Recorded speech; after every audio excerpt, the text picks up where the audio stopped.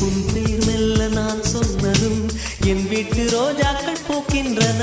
ஒரு நாள் உனை காணாவிடில் எங்கே உன் அன்பென்று கேட்கின்றன. நீ வந்து